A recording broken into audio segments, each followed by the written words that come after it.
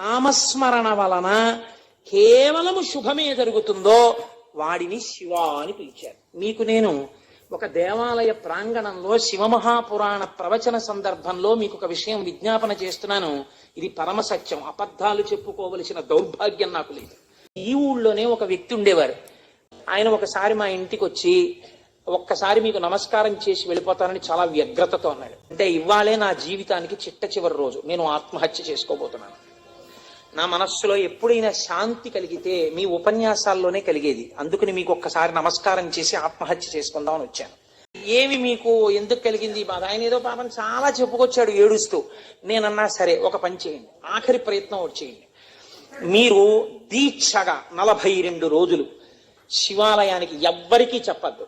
ప్రదోష వేళలో వెళ్ళి శివ ప్రదక్షిణం చేసి మీరు ఏమీ చెప్పకండి. మీరు చెప్పగలిగినంతసేపు శివాలయం అరుగు మీద కూర్చుని శివ శివ శివ శివ శివ శివ ఇదొకటే.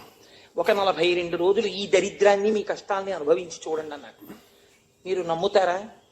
ఆ వ్యక్తి నా దగ్గరికి వచ్చి నా జీవితంలో ఆశించని రీతిలో నా జీవితానికి ఒక కొత్త మలుపు తిరిగిందండి, నేను వరంగల్ వెళ్ళిపోతున్నాను, నేను సెటిల్ అయిపోతున్నానని చెప్పాడు. ఏతి జీవంతిమానందో నరం వర్ష శతాదపి అంటుంది సుందరకాండ. 100 ఏళ్ళు బతికిన వాడు శుభాన్ని చూస్తాడు. అందుకే తొందరపడి ఏదో సమస్య ఉందని ఆత్మహత్యలు చేసేసుకుంటాం ఇలాంటి మాటలు అనకూడదు. కాబట్టి చూడండి, శివుడు ఉద్ధరించగలడు అనడానికి ప్రత్యక్ష ప్రమాణం మనకే ఉంది కదా. శివం అంటే మంగళం, శోభనం, శ్రేయస్సు, కళ్యాణం.